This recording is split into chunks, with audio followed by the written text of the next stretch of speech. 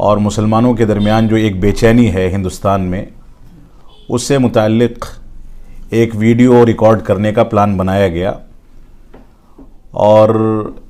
یہ جو بے چینی جس کا میں نے ذکر کیا ہے، یہ سعودی عرب کے حکومت کی جانب سے یا وہاں کی اسلامک منسٹری کی طرف سے، وزارت شؤون اسلامیہ کی طرف سے ایک بیان جو تبلیغی جماعت کے بارے میں دیا گیا تھا، جس کو 2 ہفتہ ہونے کو ہے، اس بیان کو لے کر کے ہندوستان میں اور دنیا کے مختلف خطوں میں بہت زیادہ بے چینی پائی جا رہی ہے۔ اس بیان میں دراصل 2 چیزیں بنیادی ہیں جس کو مدعا بنا کر کے لوگ اس پر اعتراضات کر رہے ہیں۔ پہلی چیز تو یہ ہے کہ وہاں کے وزیر شؤون اسلامیہ شیخ عبداللطیف آل الشیخ حافظہ اللہ نے یہ اپیل کی ہے وہاں کے مسجدوں کے خطبہ سے اور مسجدوں کے ائمہ سے کہ وہ جمعے کے خطبے میں تبلیغی جماعت کے انحرافات اور ان کے غلط عقائد کے بارے میں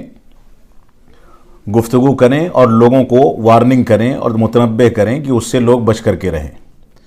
دوسرا مسئلہ جو ان کے دوسرے لیٹر میں ہے وہ یہ ہے کہ اس میں تبلیغی جماعت کو ارہاب یعنی دہشت گردی کی جانب منسوب کیا گیا ہے۔ یہ 2 چیزیں ہیں جس کی بنیاد پر یہاں بے چینی پائی جا رہی ہے۔ تو پہلی بات تو میں یہ کہہ دوں کہ تبلیغی جماعت پر پابندی کی بات جو بار بار آ رہی ہے، یہ پابندی اب سے نہیں، تقریباً 40 سال پرانی ہے۔ سعودی عرب کا جو داخلی نظام ہے وہ یہ ہے کہ وہ لوگ ایسے مکاتب فکر جو قرآن و سنت کی بنیادوں پر جن سے اختلاف کی گنجائش ہوتی ہے ان کے اوپر پابندی عائد کر کے چلتے ہیں، اور ان کو اپنی ایکٹیویٹی اور نشاطات کا موقع نہیں دیا جاتا۔ وہ ہر اس شخص کو دعوت و تبلیغ کا موقع دیتے ہیں جو ان کے اپنے اصولوں کے مطابق دعوت و تبلیغ پیش کرے۔ یہ ان کے ملک کا سسٹم ہے۔ تو یہ کہنا کہ تبلیغی جماعت پر پابندی عائد کر دی گئی ہے، یہ کوئی نئی بات نہیں ہے، یہ پرانا مسئلہ ہے۔ جہاں تک مسئلہ تبلیغی جماعت کو دہشت گردی سے جوڑنے کا مسئلہ ہے، جس کو لے کر کے بے چینی زیادہ ہے،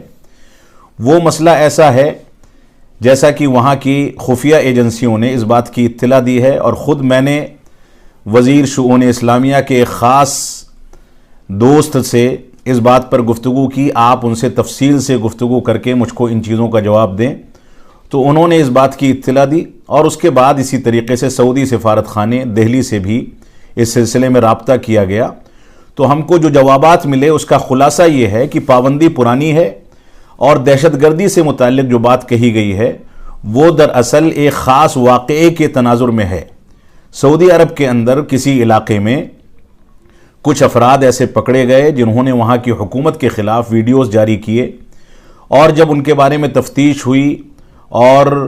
ان کے بارے میں تحقیقات کی گئیں تو پتہ یہ چلا کہ ان کا تعلق تبلیغی جماعت سے ہے،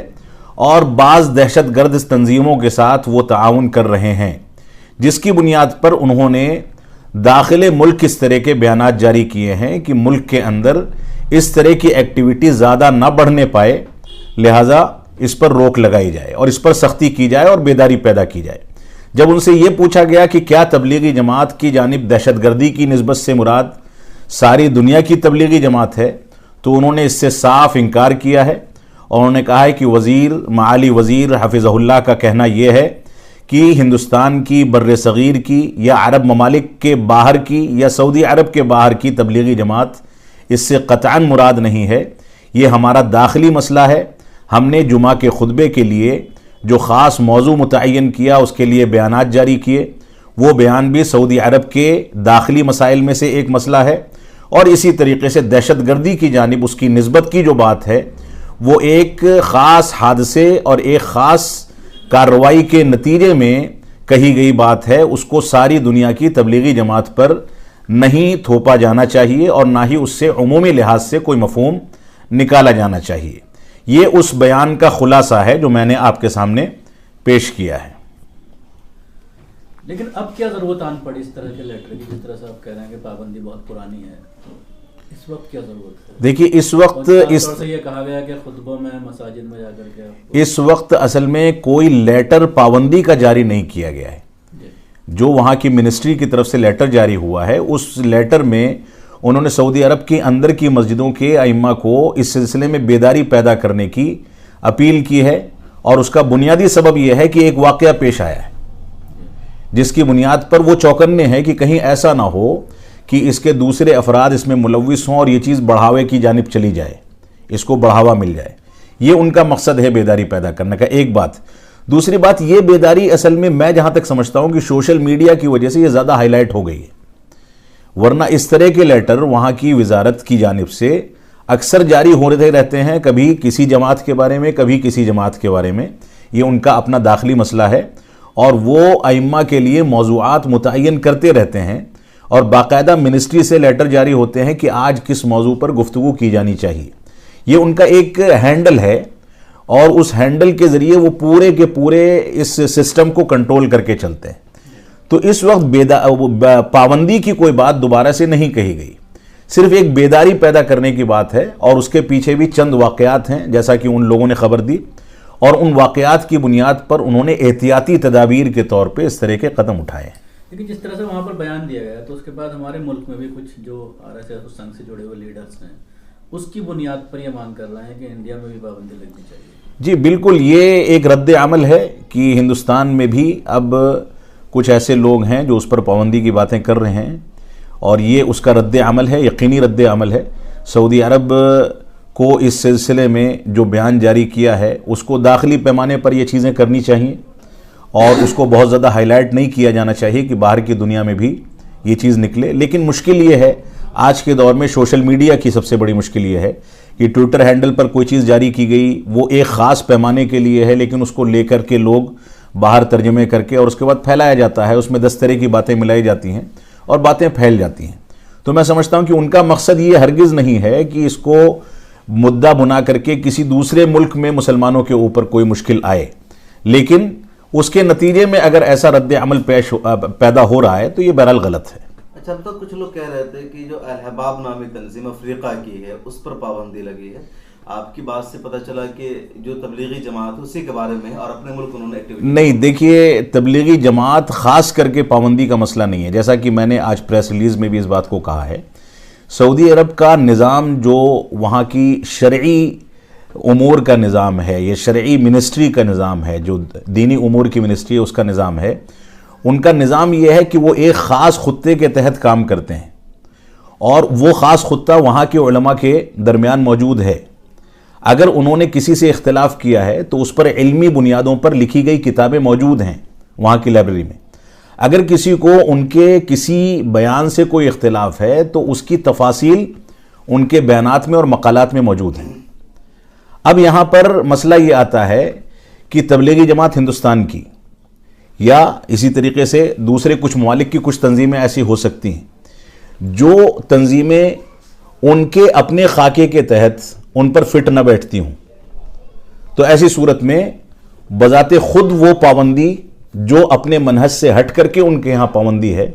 وہ اس کے زمرے میں آ جاتی ہیں، اور ایسا لگتا ہے کہ اس پر پابندی عائد ہے۔ ایکٹیویٹی کے طور پر وہاں پر میں اس بات کو صراحت کے ساتھ کہہ سکتا ہوں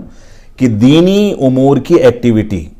اگر کوئی شخص بڑی سے بڑی شخصیت بھی اپنے طور پر کرنا چاہے تو اس کی اجازت قطعاً نہیں ہوتی جب تک اس کو وزارہ شؤون اسلامیہ اجازت نہ دے دے، اور وہ اپنے پیمانے پر اس کو ناپتے ہیں، اپنے اصولوں پر تولتے ہیں اور اس کے بعد اس کو اجازت دیتے ہیں۔ مولانا سید ارشد مدنی صاحب کہہ رہے ہیں کہ کوئی پابندی نہیں، وہاں جو خبر ہے ساری افواہ ہے، جماعت کا کام وہاں ہو رہا ہے، آج بھی تبلیغی جماعت وہاں جا رہی ہے۔ جو کام ہو رہا ہوگا وہ انفرادی طور پر ہو رہا ہو، کوئی آفیشیل کام وہاں پر نہیں ہے۔ آفیشیل کام تبلیغی جماعت کا، جماعت اسلامی کا یا کسی بھی تنظیم کا نہیں ہے، اور نہ اس کی اجازت ہے۔ اگر کہیں کوئی ایکٹیویٹی ہے تو شخصی انفرادی پیمانے پر ہوگی، اور اگر وہ ایکٹیویٹی بغیر وزارہ کی اجازت کے نظر آ جاتی ہے تو ایسی صورت میں اس کے خلاف کارروائی بھی ہوتی ہے، یہ وہاں کا نظام ہے۔ ایک آخری سوال، لوگوں میں بے چینی کی ایک اور وجہ ہے کہ لیٹر میں تو ایسا کچھ نہیں ہے، لیکن جو ائمہ نے خطبہ دیا اس میں انہوں نے ہندوستان کا نام لیا، مولانا الیاس کاندھلوی کا، تو اس کی وجہ سے لوگوں میں دیکھیے اب یہ چیز ہوتی ہے، ظاہر سی بات ہے کہ ایک عمومی بیان جاری کیا گیا ہے وزارہ کی طرف سے، ائمہ اپنے مطالعے کے لحاظ سے باتیں کر رہے ہیں، ائمہ اپنے فضائل اعمال، ظاہر سی بات ہے کہ جب ان کے اپنے مکتب فکر کے لحاظ سے کوئی چیز ان کے ہاں ان کے منہج کے خلاف ہے تو وہ اس کو اجازت نہیں دیتے. وہ کوئی بھی چیز ہو, میں فرض کر لیجئے میں نے کوئی کتاب مرتب کی ہے, میں سعودی عرب میں لے جا کے تقسیم کرنا چاہوں تو اس بات کی اجازت مجھ کو بھی نہیں ہے جب تک میں ان کا اسٹیمپ اس پر نہ لگا لوں, کیونکہ یہ ان کا اپنا ضابطہ ہے, اپنا اصول ہے, داخلی اصول ہے, اور وہ اس کو قرآن و سنت کے دلائل کی بنیاد پر تولتے ہیں اور اس کے بعد اس کی اجازت دی جاتی ہے یا اس پر پابندی عائد کی جاتی ہے. کہیں ایسا تو نہیں کہ ایران کی طرف سے کوئی ایجنٹ آیا؟ دیکھیے اس میں میں سمجھتا ہوں کہ ایران کا یا دوسرے ملکوں کی سیاست کا کوئی دخل نہیں ہے. یہ سعودی عرب کا اپنا داخلی مسئلہ ہے جیسا کہ اس میں صراحت کی گئی ہے. اس اور فیصلے کے بعد, ان خطبوں کے بعد انڈیا میں بھی بہت سارے سلفی علماء کے بیانات آئے جس میں انہوں نے اس جماعت کو گمراہ جماعت قرار دیا, اور اس کو لے کر خاص طور سے تبلیغی جماعت کا جو کیڈر ہے اس کے اندر بے چینی ہے. اور جس طرح سے دیش کا ماحول ہے, ہمارے بھارت کی بات کریں, اتحاد و اتفاق کی بات کی جاتی ہے, تو اس طرح سے خطبے دینا, اس طرح کی دیکھیے ہر جماعت میں, ہر تنظیم میں کچھ لوگ ایسے ہوتے ہیں جو اس بات کو نہیں سمجھ پاتے ہیں کہ حالات کے لحاظ سے کون سی چیزیں پیش کی جائیں, کون سی چیزیں پیش نہ کی جائیں. لیکن اتنا ضرور ہے, میں اس بات کو یہاں صراحت کے ساتھ کہہ بھی سکتا ہوں اور آپ لوگوں سے پرسنل گفتگو میں بھی بات آ چکی ہے کہ ہمارا منہجی اختلاف یقیناً ہے, اور اختلاف کو علمی بنیادوں پر اگر کہیں بیان کیا جاتا ہے تو اس کی وجہ سے تفرقہ نہیں بڑھتا بلکہ اس کی وجہ سے مزید لوگ قریب آتے ہیں. لہٰذا میں یہاں پر اپنے جماعت کے لوگوں سے بھی یہ گزارش کروں گا اور دوسرے لوگوں سے بھی یہ گزارش کروں گا کہ اگر ہم کسی دوسرے مکتب فکر کے سلسلے میں کوئی گفتگو کر رہے ہیں یا کوئی کسی کی مخالفت کر رہا ہے تو اس کو علمی بنیادوں پر بات کرنی چاہیے. علمی بنیادوں سے جب انسان ہٹتا ہے تو اس کی زبان پھسلتی ہے, غلط انداز کے الفاظ ہوتے ہیں, اتہامات تک نوبت آتی ہے اور اس کے بعد بے چینی بڑھتی ہے. صرف علمی بنیادوں پر اگر آدمی کہے کہ بھائی قرآن کا یہ فیصلہ ہے, حدیث کا یہ فیصلہ ہے, صحابہ کرام نے ایسا کہا, یہ ہمارا بنیادی منہج ہے, اس کی بنیاد پر اگر کسی نے عمل کیا تو ٹھیک ہے, اس کے خلاف کوئی گیا تو وہ غلط ہے, تو میں سمجھتا ہوں کہ مسائل بڑھتے نہیں ہیں بلکہ تھمتے ہیں. اس وجہ سے ہمیں بنیادی طور پہ علمی موقف اختیار کرنا چاہیے اور ہر شخص دوسرے مکتب فکر کا احترام کرے. یہ اسلام کا تقاضا ہے. میں اہل حدیث ہوں لیکن بحیثیت اہل حدیث کے عالم کے مجھ کو دوسرے مکاتب فکر کا انسانی احترام باقی رکھنا چاہیے, اور ان سے اگر میرا کوئی اختلاف ہے تو وہ اختلاف دلائل کی بنیاد پر ہوتا ہے, اس میں کسی انداز کی غلط باتیں نہ آئیں, بدتمیزی نہ ہو, کسی انداز کی غلط زبان نہ استعمال کی جائے. ان چیزوں کا خیال ہر آدمی کو رکھنا چاہیے. مولانا, سعودی عرب کے تعلق سے ایک اور بات بہت زیادہ عوام میں بے چینی کا سبب بنی ہوئی ہے کہ وہاں اسلامی شاعر کے خلاف کام کیے جا رہے ہیں. سنیما گھر تو کھولے گئے لیکن مدینہ منورہ اور مکہ مکرمہ میں بھی سنیما گھر کھولے گئے ہیں, شرابیں وہاں عام کر دی گئی ہے, اور جو اتنی فحاشی کی جتنی چیزیں ہوتی ہے وہ ساری چیزیں دیکھیے دو تین چیزیں میں اس سلسلے میں رکھوں گا. سعودی عرب کے اندر تبدیلی جو ہے یقیناً کہیں کہیں تشویش کا باعث ہے اور کہیں کہیں پروپیگنڈے کا نتیجہ ہے. کچھ چیزیں ایسی ہیں جو نہیں ہیں لیکن پروپیگنڈا اس کے بارے میں کیا جاتا ہے اس کو بدنام کرنے کے لیے. ایک چیز یہ ہے کہ پروپیگنڈے سے ہم کو بچنا ہے. جو چیزیں ہیں فیکٹ ہے, تحقیق کرنے کے بعد یہ اندازہ ہوتا ہے کہ غلط ہو رہا ہے, وہ اپنی جگہ پر غلط ہے, لیکن جو چیزیں نہیں ہیں وہ اس جانب منسوب کر دی جائیں. مجھ کو یاد ہے 3 سال پہلے یہاں پر ایک بہت اہم ذمہ دار نے یہ بیان دیا کہ مکہ مدینہ میں حج و عمرے کے انتظامات ایک وہ اسرائیل کی حکومت کے حوالے کر دیے گئے. یہ غیر ذمہ دارانہ بیان ہے جبکہ ایسا کچھ نہیں ہے. اب مسئلہ جہاں تک فلم فیسٹیول کا ہے, سنیما گھروں کا ہے, سنیما گھروں کے کھلنے کی بات یقیناً درست ہے لیکن اس کا سینسرڈ بورڈ جو ہے وہ مختلف انداز کا ہے. ہم اس کو اس طرح کا سنیما نہ سمجھیں جیسا ہمارے ملک میں چل رہا ہے. اس میں تاریخی فلمیں دکھائی جا رہی ہیں, کوئی معلومات پر مبنی فلمیں ہیں, لیکن ایک ایسا دروازہ ہے جو فتنوں کا دروازہ ہے. اس کے کھلنے کے بعد ظاہر سی بات ہے بہت ساری چیزیں غلط بھی آئیں گی اور آ رہی ہوں گی, کیونکہ 2 سال سے میں وہاں کے سماج میں نہ جا سکا ہوں نہ دیکھ سکا ہوں. ایک بات تو یہ ہے. دوسری بات وہاں فیسٹیولز ہو رہے ہیں, فلم فیسٹیولز وغیرہ, یہ ایک بات ہے. تیسری بات یہ ہے کہ مکہ اور مدینہ میں سنیما گھر کھلنے کی بات, تو مکہ اور مدینہ کے بارے میں تو ہم نے تحقیق کی ہے, یہ بات غلط ہے. مکہ اور مدینہ میں کوئی سنیما گھر نہیں کھولا گیا ہے, اور ہم اللہ سے یہی دعا کریں گے کہ آئندہ اگر ایسا کوئی ارادہ ہے تو اللہ رب العالمین ان کو کامیاب نہ کرے. لیکن جو چیزیں حقیقت پر مبنی ہیں ان چیزوں کو حقیقت پر مبنی اور تحقیقات کے بعد ہی دیکھا جانا چاہیے. فلموں کا جہاں تک مسئلہ ہے, یہ کلچر ساری دنیا میں مسلمانوں کے ہر گھر میں بڑھا ہے, अब छोटे से छोटा बच्चा भी हमारे घरों के अंदर वही चीज़ें देख रहा है जिन चीज़ों पर हमको सऊदी अरब के बारे में एतराज़ात हैं। ये चीज़ें ऐसी हैं जब माशरे में पनपती हैं तो इनका असर हमारे बड़ों पर पड़ता है फितरी तौर से। पब्लिक के अंदर इस चीज़ का शौक़ बढ़ता है तो हुकूमतें भी उस जानिब कुछ ना कुछ तवज्जो देना शुरू कर देती हैं। ये मसाइल अपनी जगह पर हैं, लेकिन जो चीज़ गलत है वो गलत है, उसका दिफा नहीं किया जाना चाहिए। लेकिन इतना मैं ज़रूर कहूँगा कि कुछ चीज़ें माजी में हमारे सामने आई थीं और हमने एम्बेसी में ज़िम्मेदारान से बात की और उस पर मुस्बत इक़दामात किए गए। इस वजह से ऐसी चीज़ों पर वावेला करने के बजाय हमें पहले एक बार इत्माम हुज्जत के लिए जाकर के ज़िम्मेदारान से बात करनी चाहिए। मुल्क के जो बड़े मुसलमान लीडरान हैं जिनका ताल्लुक़ वहाँ की हुकूमत से डायरेक्ट है, उनको हुकूमत को ख़त लिखने चाहिए, वहाँ जाकर के बात करनी चाहिए और बात करके मसले का हल निकालने की कोशिश करनी चाहिए। उसके बाद अगर मसला हल नहीं होता है तो वो बेचैनी की बात है, यकीनन बेचैनी की बात है। और वो मुल्क जहाँ हमारे हरमैन हैं, मक्का और मदीना की सरजमीन है, उस मुल्क में ज़ाहिर सी बात है मुसलमान किसी भी अंदाज़ की ख़राबी को जल्दी बर्दाश्त नहीं करता है और ये बेचैनी एक फितरी बेचैनी है।